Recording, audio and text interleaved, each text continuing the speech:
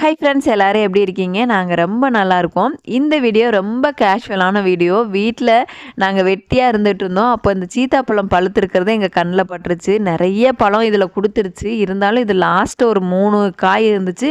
இது எப்படி பழுத்துச்சுன்னே நாங்கள் கவனிக்கல. அது நல்லா விரிஞ்சு அழகாக பழுத்து வெடிச்சிருச்சு. அதனால் நாங்கள் அதை பறித்து சாப்பிட்லான்னு நானும் தங்கச்சியும் எப்படியே தொங்கி அதை பறிச்சிட்டோம். இன்னும் 2 ரொம்ப மேலே இருக்குது. அதை எப்படியாவது பறிச்சிடணும்னு 2 பேர் பிளான் பண்ணிகிட்டு இருந்தோம். இந்த பழம் அவ்வளோ டேஸ்ட்டாக இருக்கும். தானா விழுந்து முளைச்சது தான். அவ்வளோ பழம் நாங்கள் பறித்து வருஷம் சாப்பிட்டுக்கிட்டே தான் இருக்கோம். இந்த வருஷம் நிறையா பழம் சாப்பிட்டோம். அந்த இன்னும் 2 இருக்குது. அதை நாளைக்கு விட்டோம் அப்படின்னா அது விரிஞ்சு உடஞ்சிரும். வேஸ்ட்டாக போயிடுமேன்னு சொல்லிட்டு அது எப்படியாவது பறிச்சிடணும் அப்படின்னு சொல்லி பிளான் பண்ணி என்னென்னமோ பண்ணோம். ஆனால் அது எங்களுக்கு எட்டவே இல்லை. மரம் ஒடியாமல் பறிக்கணும் அப்படின்னா ரொம்ப சேஃபாக தான் பறிக்கணும். கரெக்டாக அந்த டைம் பார்த்து என்னோடய தங்கச்சி வீட்டுக்காரவங்க வந்தாங்களா, அவங்கள மரம் ஒடியாமல் எங்களுக்கு அந்த காயை பறித்து கொடுங்க அப்படின்னு ஒரு கண்டிஷனோடு தான் சொன்னோம். ஏன்னா அவங்க மரத்தை ஒடிச்சிருவாங்க. மரம் ஒடிச்சிட்டு அடுத்த டைம் நமக்கு பழம் வைக்கிறது கஷ்டம்.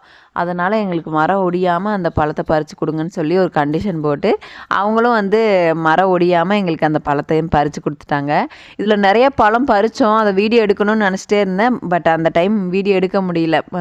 நான் இருக்கும்போது பறிக்கிறது இல்லை. தங்கச்சி போய் ஆர்வக்கோளாறுல எல்லாத்தையும் பறிச்சிட்டு வச்சுருவா. அந்த மாதிரி தான் நடந்துச்சு. ஃபைனலாக எல்லா பழம் பறிச்சிட்டு லஞ்சு ப்ரிப்பேர் பண்ண ஸ்டார்ட் பண்ணிட்டோம். எல்லோரும் அம்மா வீட்டில் தான் இருக்கோம். நான், தங்கச்சி, தம்பி 3 பேருமே அம்மா வீட்டில் தான் இருக்கோம். 3 பேரை குட்டீஸும் இங்கே தான் வச்சு சமாளிச்சிட்ருக்கோம்.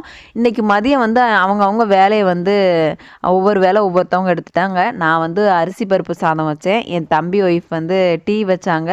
என் தங்கச்சி புதுசாக ஏதோ ஒரு டிஷ்ஷு ட்ரை பண்ணுறேன்னு சொல்லி ட்ரை பண்ணி அது பேரும் தெரியல, வீடியோ பார்த்தேன்னு சொல்கிறா, என்னென்னமோ சொல்லி புலம்பிகிட்டு இருந்தா. ஆனால் என்ன ட்ரை பண்ணானே கடைசி வரைக்குமே எனக்கு தெரியல. ஃபைனல் வரைக்கும் அவள் பேரே சொல்லாமே விட்டுட்டா. என்ன பேருன்னு கேட்டு நாங்களும் சிரிச்சிட்டு இருந்தோம். என்னமோ பேர் சொல்லிட்டு இருந்தான். அந்த பேருவே ஃபைனல் வரைக்கும் சொல்லவே இல்லை. ஆனால் நல்லா ஏதோ ஒரு மாவு மாதிரி அரைச்சி வச்சுருந்தா. என்னென்ன போட்டாங்க கூட நாங்கள் கவனிக்கல. அவள் ஒரு பக்கம் வேலை பார்த்துட்டு இருந்தா, நாங்கள் ஒரு பக்கம் வேலை பார்த்துட்டு இருந்தோம். நான் அரிசி பருப்பு சாதம் மட்டும் போதும் அப்படின்ட்டாங்க லஞ்சுக்கு. அதை மட்டும் வச்சுட்டேன். காலையில் வச்சுருந்தது கொஞ்சம் கொஞ்சம் கீரையெல்லாம் இருந்துச்சு, அதையெல்லாம் வச்சு சாப்பிட்டுக்கலாம் அப்படின்ட்டாங்க. ஆக்சுவலி விலாக் எடுக்கிற மாதிரி ஐடியாவே இல்லை. சும்மா ரேண்டமாக எடுத்தது. சரி இது விலாகாக அப்படியே ஷேர் பண்ணலாம் அப்படின்னு சொல்லி அங்கங்கே ஒரு வீடியோ கிளிப்பிங்காக தான் எடுத்து வச்சுருந்தேன். ப்ராப்பராக இந்த இதை பண்ணணும் அப்படின்னு சொல்லி விலாகாக எடுக்கலை நான். இப்போ என்னோடய மொபைல் வேறு ரொம்ப ப்ராப்ளம் பண்ணிகிட்ருக்கு. அதனால் விலாகாக எடுக்கிற அளவுக்கு என்கிட்ட அந்த மொபைல் எனக்கு ஒர்க் ஆக மாட்டேங்குது. நிறைய பேர் லாங் வீடியோ போட சொன்னீங்க. முடிஞ்ச வரைக்கும் சீக்கிரமாக லாங் வீடியோ எடுத்து உங்கள் கூட நான் ஷேர் பண்ணுறேன். ஃபைனலாக தங்கச்சி ரெடி பண்ண டிஷ்ஷு என்ன நேம்னே தெரியல.